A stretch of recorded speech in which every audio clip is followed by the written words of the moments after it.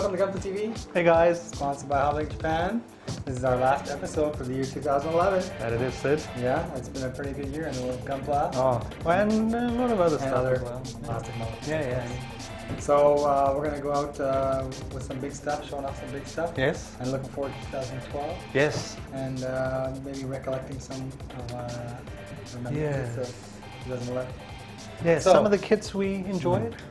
We've got Maybe? some stuff, yeah, of course. We've got some stuff to show you today. Yeah. Ryan's finished off his... Well, not exactly finished, finished, but I did a bit of work and I want to talk about it a little later. Okay, well, you talk about it later. First, I'm going to show some of the stuff that just came in the door. Good idea. All right, so this is a Kotobuki kit. It is the Jehuti from the Zone of Vendors. Now, Ryan, didn't I ask you this question at the hobby show? Do you know what the Jehuti is? It's from some game, yeah? Yeah, it is from the PlayStation 2 game called the Zone of Vendors. It's a Hideo Kojima game. Same guy that did the Metal Gear Solid series. Oh. And you can see from this artwork, it's kind of the same style. Actually, that's very good looking artwork. Yeah, I it's think fantastic looks artwork. super. And the kit is actually it's pretty good representation of this artwork. If Did you play the game? Oh, I played the game. I played the game. Was it good? It was as good as Metal Gear? It was fantastic. Yeah. And for the time, when the PlayStation 2 launched, the graphics were unbelievable. Yeah. So Jehuti. And you can see that they've molded everything in color. So you don't have to worry about the painting. But of course, there'll be a painting guide if you want to go ahead and do that. And one thing that I think is excellent that they've given you is all the panel lines. Now, maybe you can't see on camera, so we're going to have to include some pictures in the post. But there is enough panel lines here that the original Jehuti, he had these blue energy fields that would run through these panels as it was charging up and stuff like that. So if you get a blue marker or blue ink and fill in these panel lines, you're going to get the same effect. Oh, it's going to be great. There's enough panel lines. And because, of course, the Jehuti's a flying machine, they give you a stand. Oh, cool. Yeah, so for those Metal Gear Solid and Japanese video game players, fans like myself, I highly suggest this Jehuti kit. I'm going to be building it over the break, I think. Yeah. And recollecting and maybe digging out my PlayStation 2. I think yesterday we were chatting about how mech seems to be becoming more skinny. Yeah, you don't see less, so many big lumbering Gundams anymore. Yeah, it's more streamlined. But now, there's two sides to this. There's the, you draw it big and lumbering and then you can create it easily with a model, so you kind of correspond to. And the other one is the model is originally a big lumbering thing and you just go from there.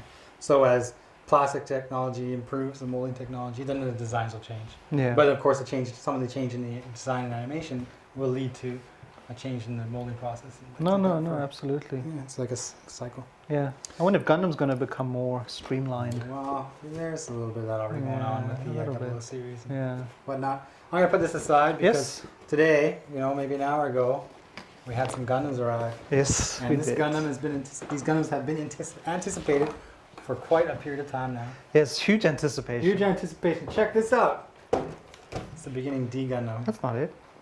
You're right. This is the HG beginning D Gundam from the Gunpla Builder series, and it's much like the original beginning Gundam, with a few cosmetic changes. So did you say beginner Gundam? Beginning Gundam. The is that for beginners or is it just... The idea behind the series, and we've talked about this before, is that these kids, they discover a Gundam and they build it, and next thing you know, they're somehow involved in the world of real mobile suits. Yeah, let's not get too off track. So you're right, I was teasing a little bit. This D Gundam, although it's cool, because I built the original one, isn't what everybody's waiting for. What do we got here, actually? Oh, see, it's the J Gundam, the beginning J. I don't know if that's What, you don't like the J Gundam? Check it out, it's red. It's red and white. Well, I don't think that's what the fans were expecting. It's the McDonald's Gundam. Really? No, but it's kind of got those colors. Yeah, it's similar, of course, with some slight differences, but it's still got all that great articulation you'll find in the original beginning Gundam as well. Go Gunpla Builders. It's got its own game? And before you ask the crazy questions. Okay, I'll show what everybody really wants to see. Just give me a sec here. Booyah. Full armor unicorn. Look at this thing. It's huge. It's crazy. It's huge. If you look at what they include for weapons and stuff, and we'll get to that in a second here. I opened this box to check the insides, and I can't get everything back into this box. There's just so much plastic in there. And I think that to do this kit justice, we're going to have to go a little more in depth than just a standard preview. Yes. So let's just put this aside now, and we'll talk about your Oh mega size yeah. first. Good idea. Good idea. And once the mega size is done, we'll go back and unicorn Yes. it up. Absolutely. All right. Okay. Okay, Ryan. Why don't you tell everybody what you did with your mega size Gundam? I will. I think I mentioned at the end or during the last episode what I was thinking about doing to the SDF-1 with these panel line accent Tamiya things. But I built this kit and I just really wanted to test some stuff out before I went on to the SDF-1. That's a good idea.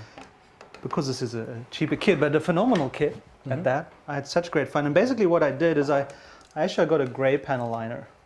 And I used that for the whites. Yeah. And then basically I took some of this alcohol and an earbud and just cleaned it up as much as I can. And just to leave some of that dirt. And I did it in the face here. And I was very happy. And then I used the black panel liner just for the darker colors. Yeah. And then I just sprayed a flat coat. Yeah. And it was very easy. Very easy. Now, just one thing. The water decals. Freaking awesome. Yeah. Yeah. Just in here, you can see. Also, I just put some of that black into the vents here, so it looks like, I don't know, does it run on diesel? I don't know. No, it does not. But yeah, I had such great fun, and then I just flat coated it. I think it's had 2 flat coats. Yeah, it looks not bad. Yeah, I'm really happy. That's so it's been a good experience for getting me onto the SDF-1. There's only one problem, Sid. What's that?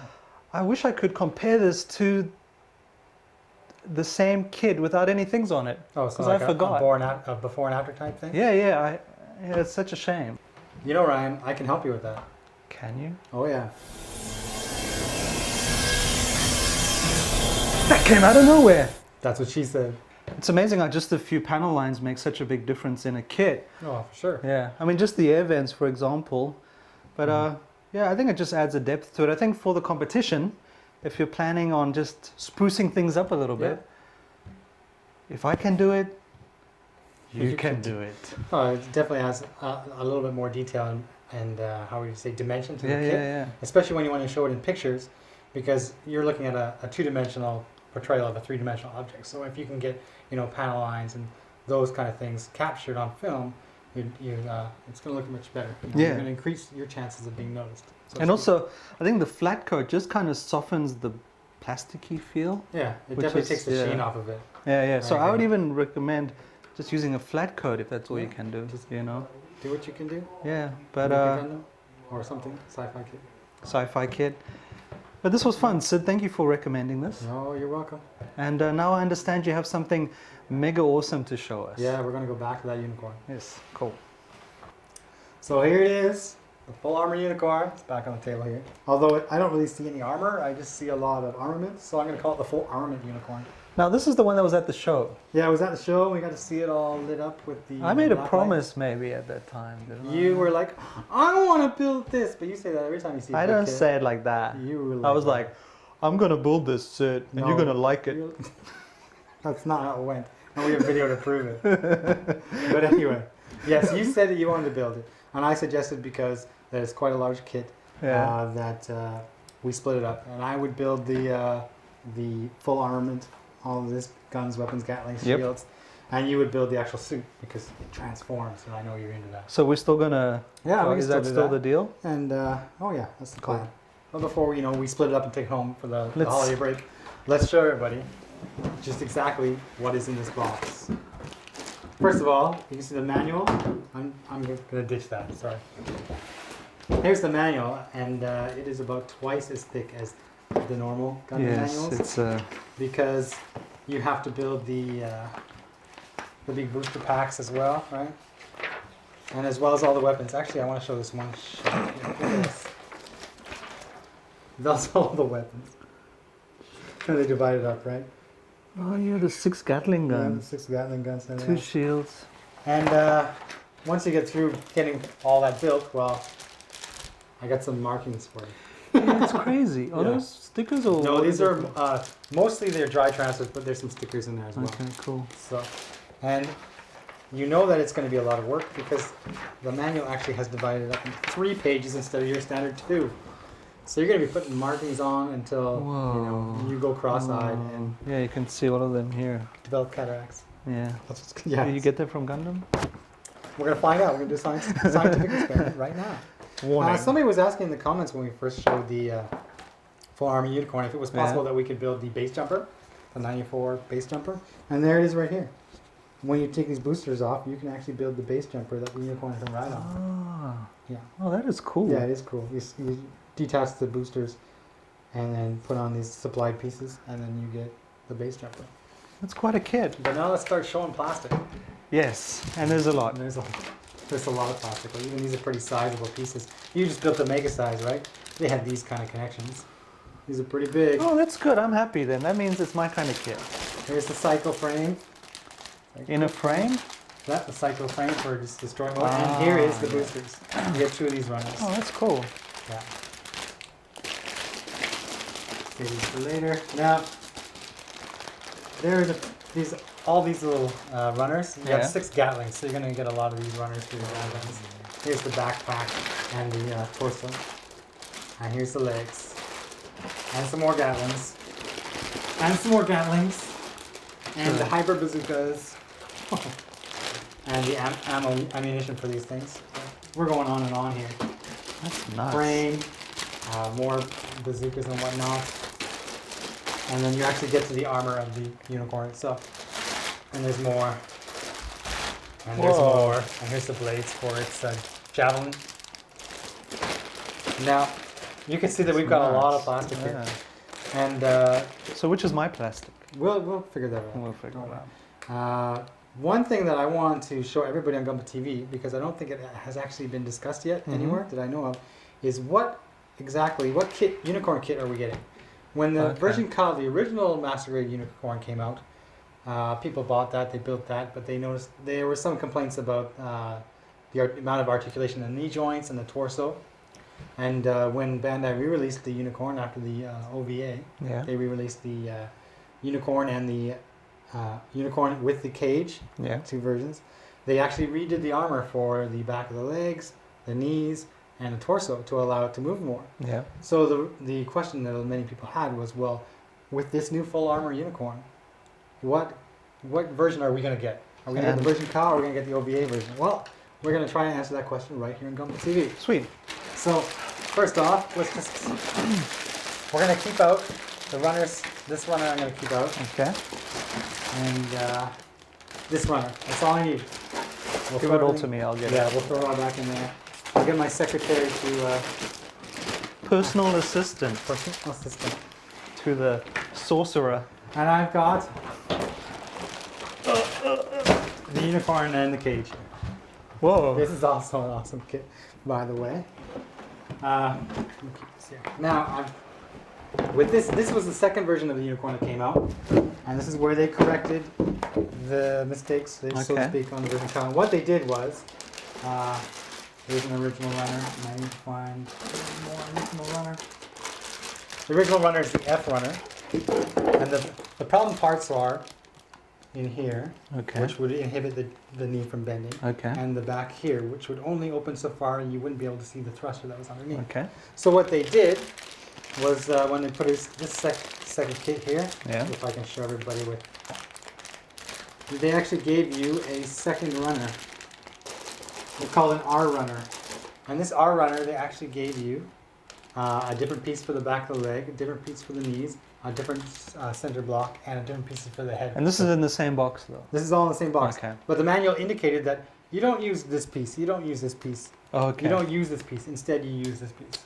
So they just chucked in an extra one. They gave you an extra one. However, now the question is, well, what do we get with the full armor unicorn? Well, there is no R runner in the full armor unicorn. There is, however, the F runner. But if you look at the F runner, here's the F runner, right? Are we getting the same size piece as the original unicorn, or are we getting the... Right here, Gunpla TV, we're going to try and answer your question. Or are we getting the revised version? Right? So this is version F. And you can see they look pretty much the same on this side of the piece, right?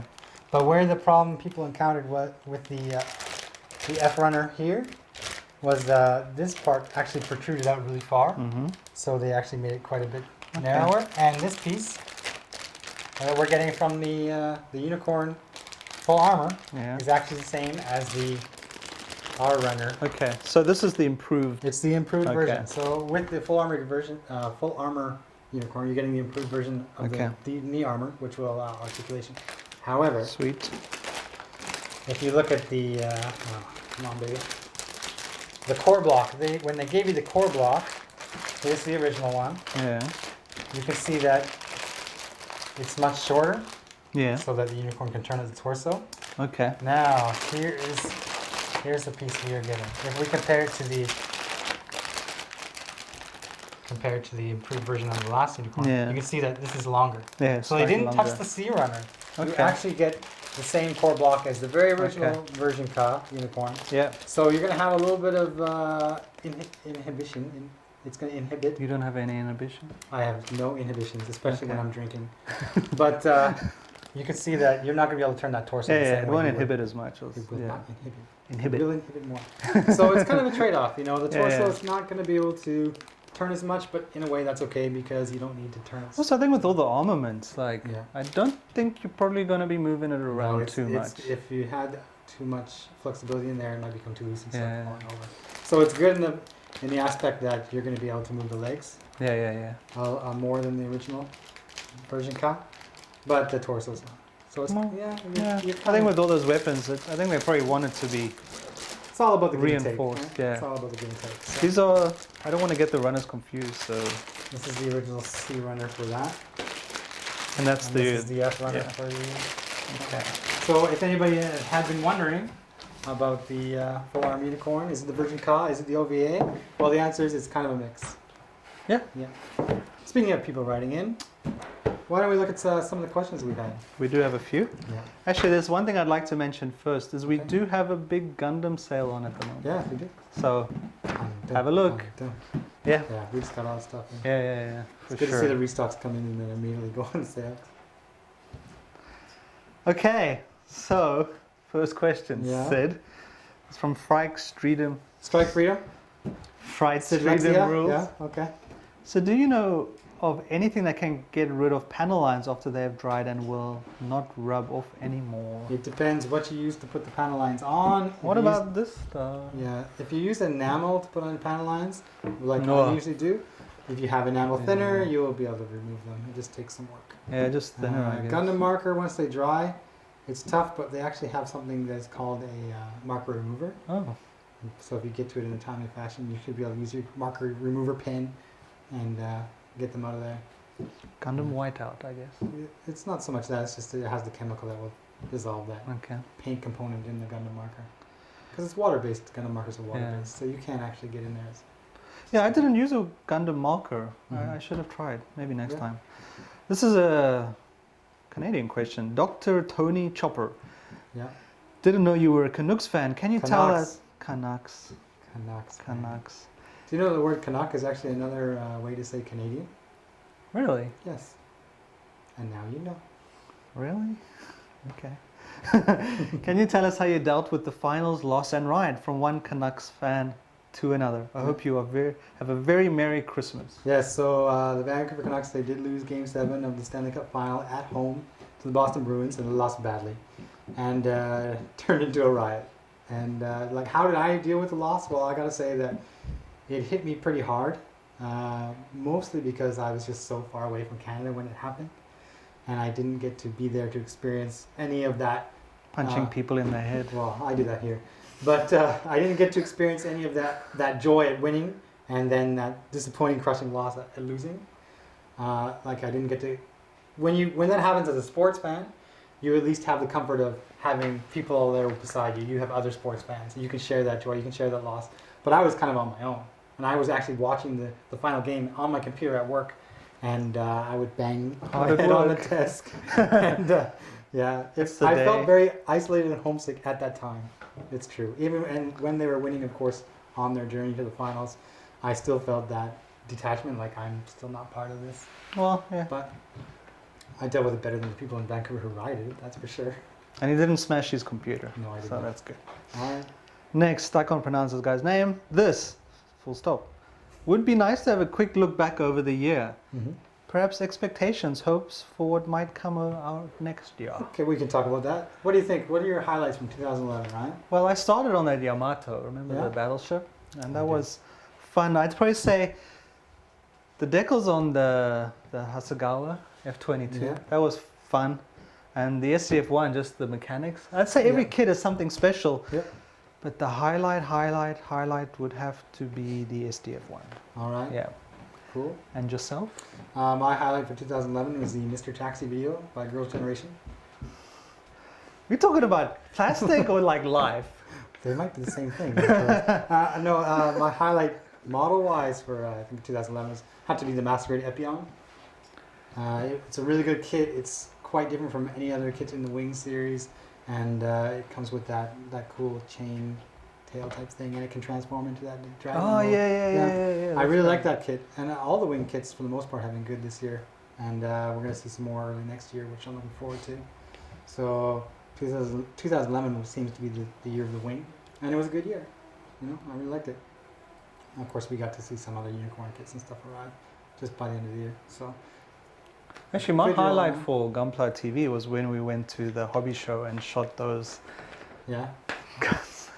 The guns? Yes, That was a good highlight too. I'm still thinking of buying one of those. Yeah, I know. We got one in the office. We should probably bring it in. Yeah, sure. Yeah. Okay, next question. Hey guys, is it possible to enter a Gentai kit for the competition? Gente. Gente. Means limited edition. And if you have a limited edition kit, congratulations, because they're really, really rare. It is produced by Bandai, manufactured by Bandai, so go ahead, you can enter that. But I would suggest when you do enter it, when you write your text, just let us know that it is a Gente kit. I picked it up at the Comic-Con or something. Okay. You can just let us know, so we know what we're looking at when we see the kit. Yeah, you might have noticed recently that we don't answer that many competition questions anymore, because I think we've felt that we've basically covered everything we need to. Yeah, and the questions have died down too. After our last episode, people seem to have a grasp of what it is that we're looking for, and they're busy building. So next. All right. Hi Sid and Ryan. Sid, you said you didn't want anything for Xmas, but if you could get any kit, which one would you get? And Ryan, which kit would you get? I'm waiting for the release of the new MG Full Armor Unicorn. Thanks for the great vids. Good luck getting through the holidays and Merry Christmas. Thanks, mate. That's from Lazy Johnny 9. What kit would you get if you could get? Iron Kong. If I could, that's discontinued now. Yeah, I know. Like that's the one That's a kit. good point. Hopefully, it comes back. But that kit had my name kind of on it. Yeah. Snooze you lose, buddy. Snooze you lose. Damn it! Don't bring it up. I think if I could get any kit right now, I would want to go with the Perfect Grade Red Ashtray, because I really liked building the Strike Freedom and the 30th anniversary Airstrike, and I'm itching to get my hands on another Perfect Grade. So maybe in the future I'll pick one up at some point, or if I'm lucky, a new Perfect Grade will be announced this year, and then I'll get that one for sure. It was the Zoids Iron Kong. Yeah. Yeah. I Okay. remember that because you were at the hobby show going, "Oh, this is awesome! I want to build this." No, I went, this is awesome. I want to get it. No, I think your voice went up a couple octaves each time you said stuff like that. It was my underwear. Okay, this is from Neon Wave. I think seems to be a regular contributor. Thank you very much. Hey guys, happy holidays. Sid, do you know when Bandai will release the 100th RX 78-7 7th Gundam and the 44th RX 160S Bailan custom kit? Custom? Answer is no, I do not. No, he does not. The magic is not working. Let me think.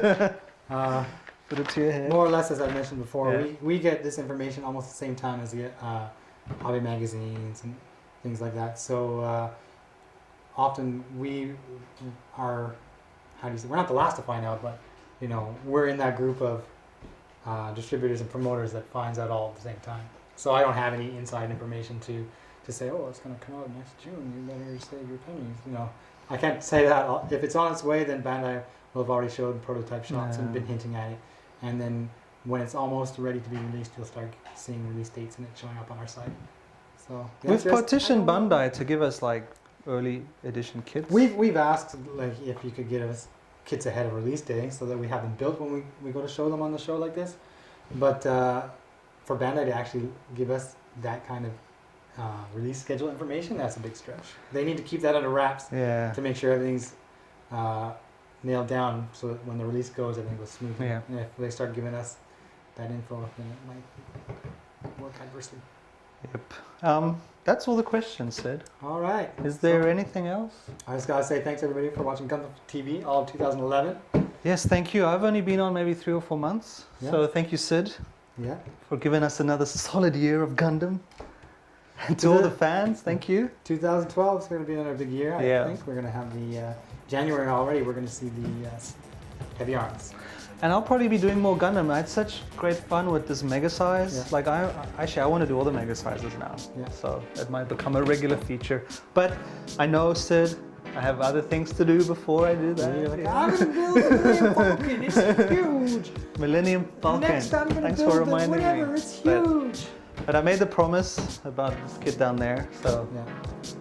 But yeah, thank you everyone. Yeah, thank you, thanks Sid. everybody. We'll see you in 2012.